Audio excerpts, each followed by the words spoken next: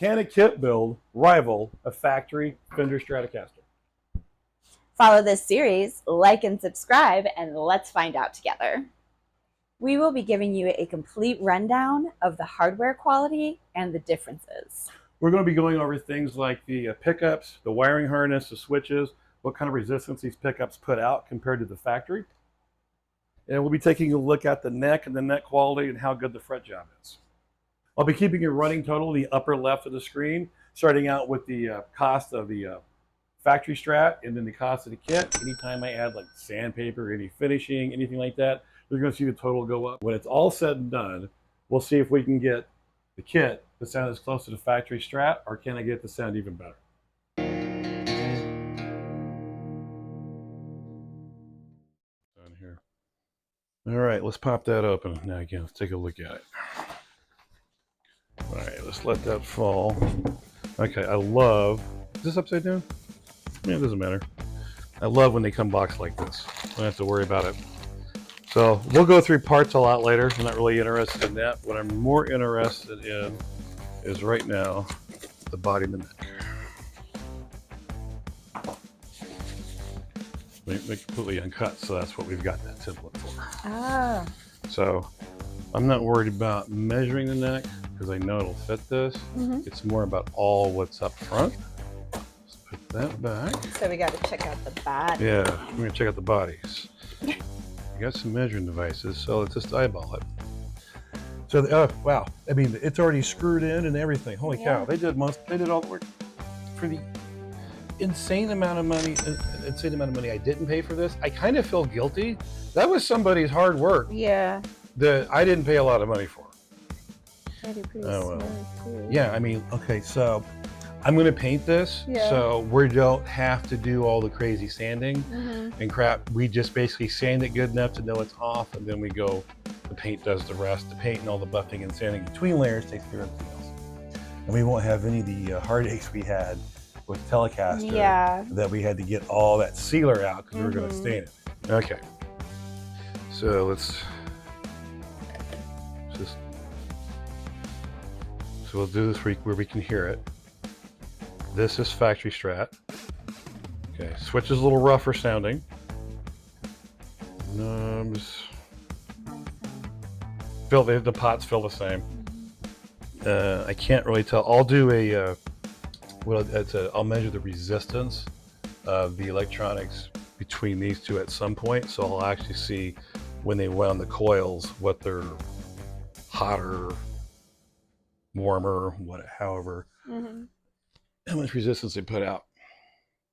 Okay, so I'd say overall it looks pretty close, but let's start getting some actual measurements here. I will let you scribe or scribble, and I'll just gonna, I don't have a drawing of this. It would have been so great if I came prepared with the drawing. And so just put down Pickguard. I'm gonna measure the distance between the screws. So just say Pickguard tone knob is 2 1/4 inches. All the screws that are basically where certain dimensions need to be from the factory, or at least how it was designed, they're all the same. So it means the pickup screws, because these screws that go through are also probably, I think, holding the pickups in. So they're the same. This distance is the same. The ones that aren't the same is these edge ones right here. Yeah. That you can do anything with because they're not critical. Right. What I was kind of hoping for is that I could take a factory, one for a factory Strat, a Pickguard, and like a drop-in with like higher end pickups and just replacement. Now, what I'll do is I'll check online these dimensions to see if this is dimension B for Strats out there, depending on where they're made, or is it completely a one-off for that company who makes it. That was just something I wanted to know, because one of the things about building a parts kit is upgradability. So how easy can I upgrade it? In this case, yeah, I can still upgrade the pickups, but I got to pull the whole thing apart. And I would probably want a higher end Pickguard anyway. And usually with those, you get something that's got some better plastic. The plastic, though, I mean, it looks freaking identical. I will say the cut, though, Yeah, well, it's closer, but look at it, it's rougher. You can see that. Hopefully the overhead cam, I'll be able to zoom in and see that. It's rougher. They didn't do a good of a job on the Pickguard. So I'll either smooth this out a little bit by hand, or I would replace it with a different color if I wanted to go a different color. But I kind of was wanting the black one. I could have ordered with the white, but it's already white. So. Yeah. Okay, so those buttons look the same. Nothing there is. Flip it over. Yeah, it's back. It's just curiosity's sake. Let's find out.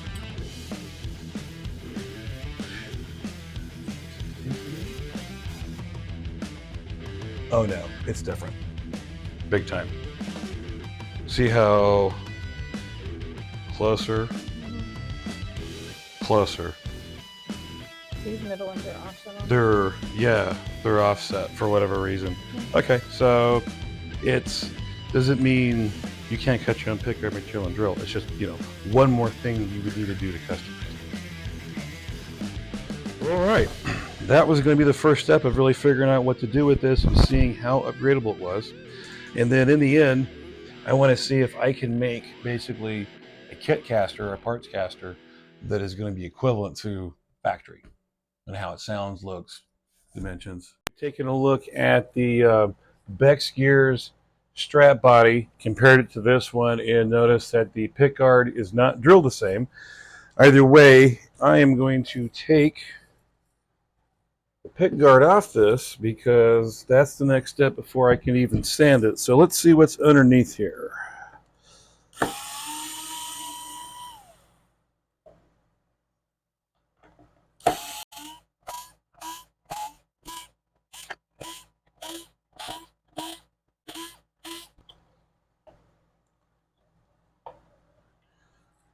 So fish that through there.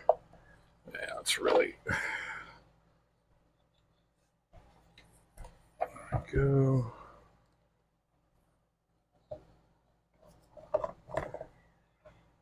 Sitting on its wire, so it doesn't want to pull through.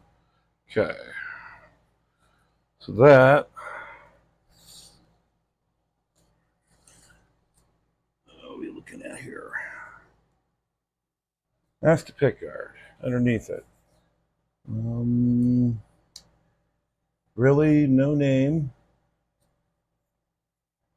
Little tiny pots.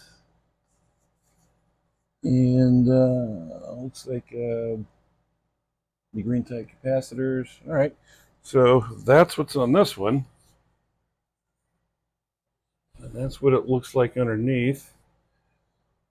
Basically, that's a standard tele route if I ever saw, not tele. That's a standard Strat route if I ever saw one. Okay, let's get these screws taken care of so we don't lose them. So this Strat, complete factory, has never been touched. I've actually never even changed the strings. I haven't even given it a setup. It's exactly as it came from the factory. So we're going to tear this apart. And let's see what it looks like underneath compared to that one.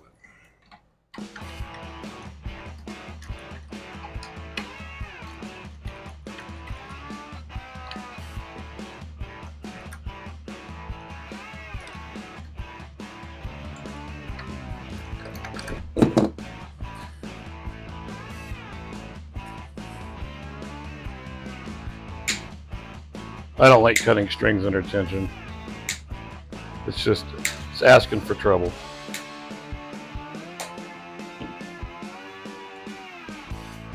Okay.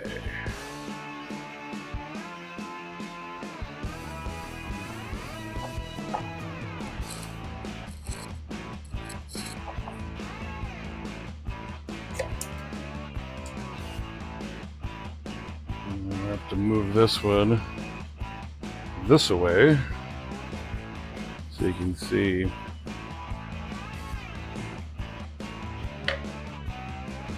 Wow, still dime-sized pots. Switch is a different switch, but basically the same size. And these are actually at least marked Fender on the pickups. These, of course, are not. Be really interesting to see which one of these pickups sounds better.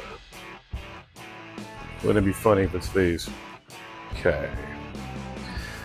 Looks like they did a nice job with the ground wire there. I gotta be really careful here.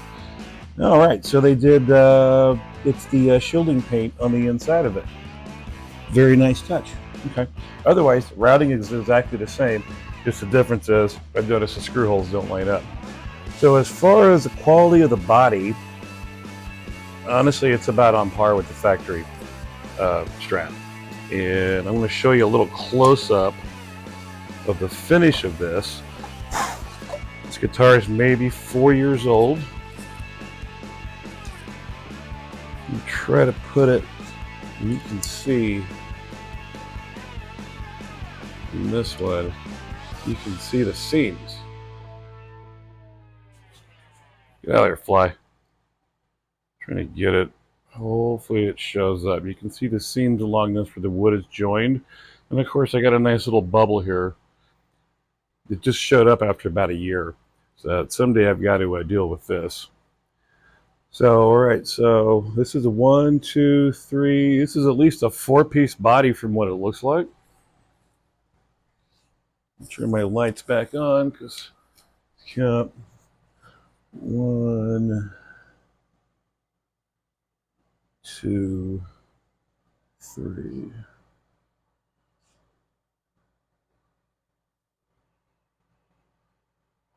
I don't know. I feel 4 pieces here. This is only 3 pieces.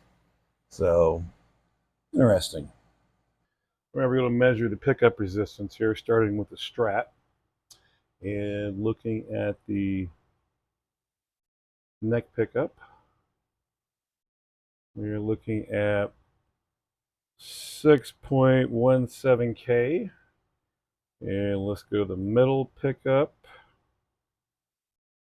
6.17, pretty well matched. And let's take a look at bridge.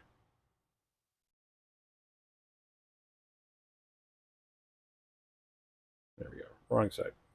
6.7, so obviously the bridge is went a little bit hotter.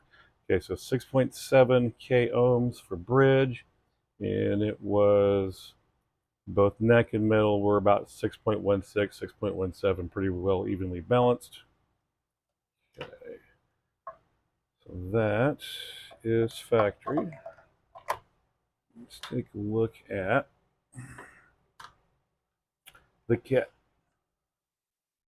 All right, so this is wired opposite actually on the switch. So we're going to go with